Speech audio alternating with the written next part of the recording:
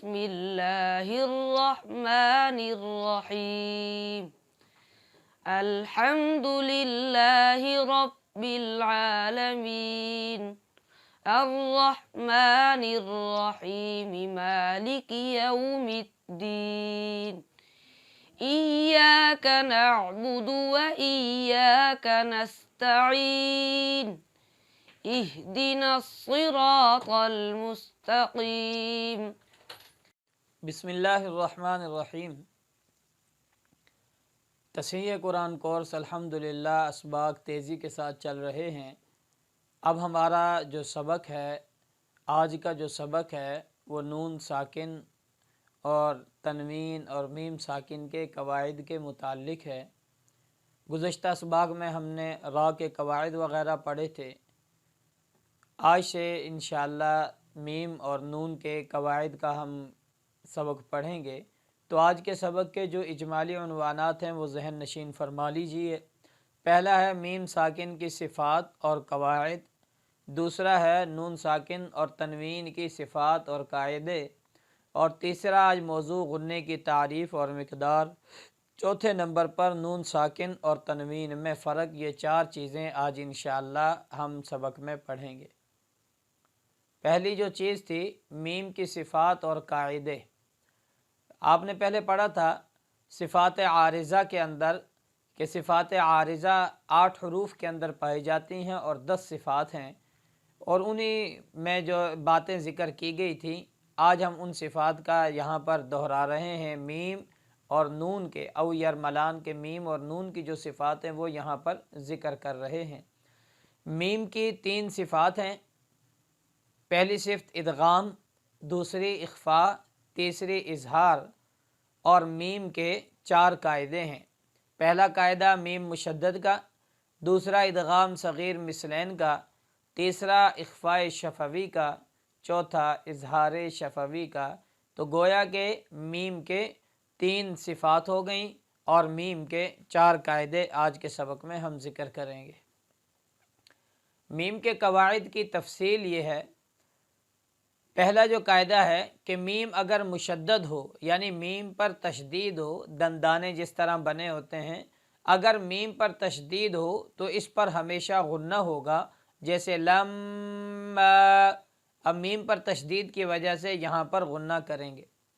دوسرا قاعدہ میم کا ادغام صغیر مثلین، میم ساکن کے بعد اگر ایک اور میم آ جائے، یعنی میم ساکن ہے اس کے بعد ایک اور میم آ جائے تو وہاں پر بھی غنہ کیا جائے گا، جیسے علیہم مؤصدہ، یہ گویا کہ دونوں میم اکٹھی ہو جائیں گی، ان پر تشدید بن جاتی ہے تو یہاں پر بھی غنہ کیا جائے گا، علیہم مؤصدہ۔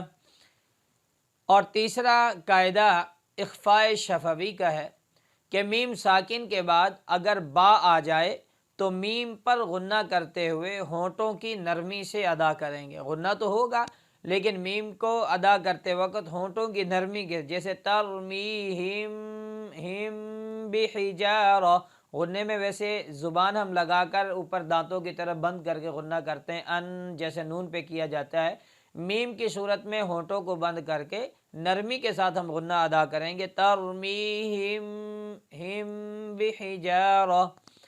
چوتھا قاعدہ اظہار شفوی کا، میم ساکن کے بعد میم اور با کے علاوہ کوئی بھی حرف آ جائے تمام تختی میں سے تو اس صورت میں میم کو ظاہر کر کے پڑھیں گے، اس کو کہتے ہیں اظہار شفوی، اور ہونٹوں سے ادا کرتے ہیں، جیسے انعمت، عم عم عین میم زبر عم، اب یہاں پر غنہ نہیں کیا، اس کو اظہار کر کے پڑھیں گے، میم کو ظاہر کر کے پڑھیں گے۔ اب ہے نون ساکن اور تنوین کی صفات اور قاعدے۔ نون ساکن کی صفات اور قاعدے اور ساتھ ہی تنوین کو ذکر کر رہے ہیں کہ نون سا، پیچھے ہم نے عرض کر دیا تھا کہ نون سا تنوین جون سا ہے یہ نون ساکن کے حکم میں، لہٰذا دونوں کے قاعدے بھی ایک طرح ہوں گے۔ تو نون ساکن اور تنوین کی 4 صفات ہیں اور 5 قاعدے ہیں۔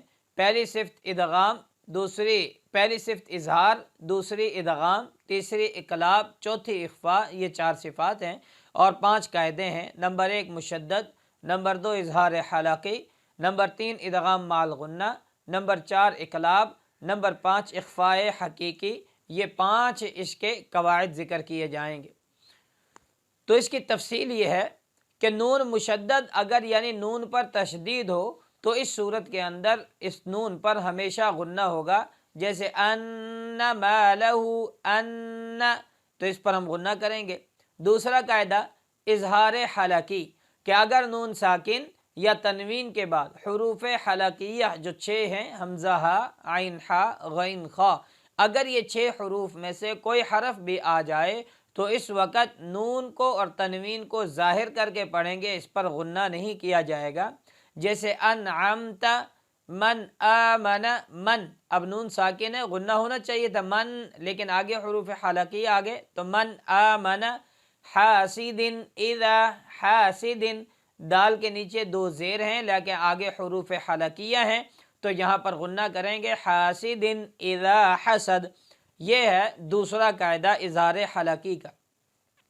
تیسرا قاعدہ ہے ادغام مع الغنہ، کہ نون ساکن اور نون تنوین کے بعد اگر حروف یرملون میں سے 4 حرف یعنی ینمو، یا، نون، میم، واو اگر آ جائیں تو اس صورت میں ادغام مع الغنہ کریں گے، اور را باقی جو 2 لفظ ہیں لام اور را وہاں پر ادغام بلا غنہ ہوگا۔ ادغام مع الغنہ اور ادغام بلا غنہ، ادغام کا مطلب کیا ہے کہ اگر یا جو ان سے 4 لفظ ذکر کیے گئے ینمو، یا، نون، میم، واو، یہ آ جاتے ہیں نون ساکن اور تنوین کے بعد تو ان دونوں لفظوں کو آپس میں ملا دیا جائے گا، ملا کر یہاں پر غنہ کیا جائے گا۔ اور اگر یہ نہیں آتے، لام اور را آتا ہے، تو اس صورت میں نون ساکن اور تنوین کو ان کے ساتھ ملائیں گے لیکن غنہ نہیں کریں گے، جیسے کعصف مأکول من ربک، اب من ربک تھا لیکن نون کو من ربک کو ہم پڑھیں گے من ربک، نون کو را سے بدلیں گے اور را کا را میں ادغام کر دیں گے۔ کعصف مأکول، کعصف مأکول، اب یہاں تھا کعصف مأکول، اب تنوین کو علیحدہ نہیں پڑھیں گے بلکہ تنوین کو میم کے اندر ادغام کر کے غنے کے ساتھ کعصف مأکول پڑھیں گے۔ آگے چوتھا قاعدہ ہے اقلاب کا، نون ساکن اور تنوین کے بعد اگر با آ جائے تو نون ساکن اور تنوین کو میم سے بدل دیں گے۔ نون ساکن اور تنوین کے بعد اگر با آ جائے تو اس صورت کے اندر نون ساکن اور تنوین کو میم سے بدل دیں گے۔ جب وہ میم سے بدلنے، اقلاب کا معنی ہے تبدیل کرنا، تو یہ تبدیل کر کے پڑھیں گے، جیسے من بعدی، اب اس کو جب ہم پڑھیں گے تو پڑھیں گے میم بعدی۔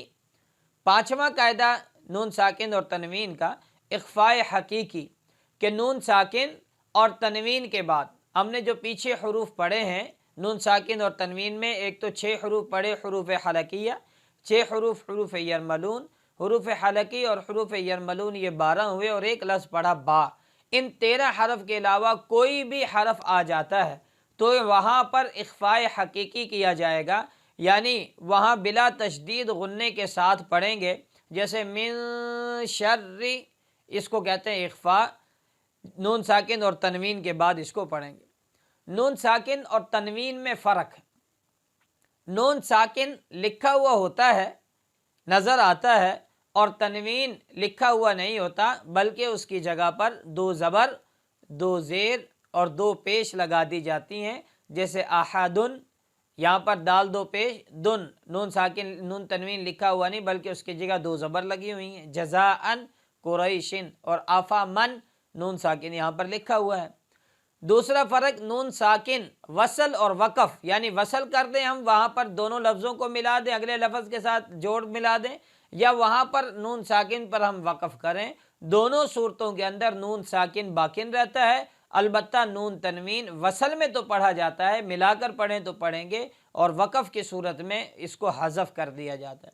دونوں کی مثال دیکھیں، کنتم، اب کن نون ساکن ہے، اب اس کو جب ملا کر پڑھیں گے تو اس کو نون ساکن پڑھا جا رہا ہے، اسی طرح کسی مقام پر اگر یہ وقف میں آئے تو تب بھی پڑھا جائے گا۔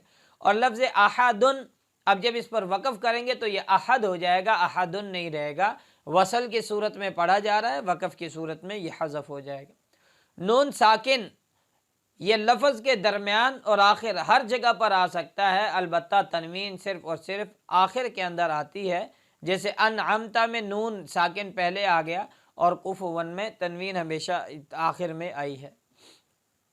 آخری جو چیز ہمارے سبق کی تھی کہ غنّے کی تعریف اور غنّے کی مقدار کتنی ہونی چاہیے۔ غنّہ آواز ناک میں لے جانا، اس کو غنّہ کہتے ہیں، اور غنّے کی مقدار ایک الف کے برابر ہے۔ ایک الف کی مقدار ہم نے پیچھے آپ سے عرض کی تھی، کھڑی حرکات پڑھتے ہوئے، حروف مدہ پڑھتے ہوئے، کہ انگلی کو اپنی درمیانی طاقت کے ساتھ، درمیانی مقدار کے ساتھ کھولنا یا اس کو بند کرنا، اتنی مقدار ایک الف کی مقدار ہے۔ اتنی دیر میں آواز غنّے کی ناک میں لے جا کر اس کو روک دینی ہے۔ تو یہ تھا ہمارے نون ساکن اور میم کے قواعد وغیرہ۔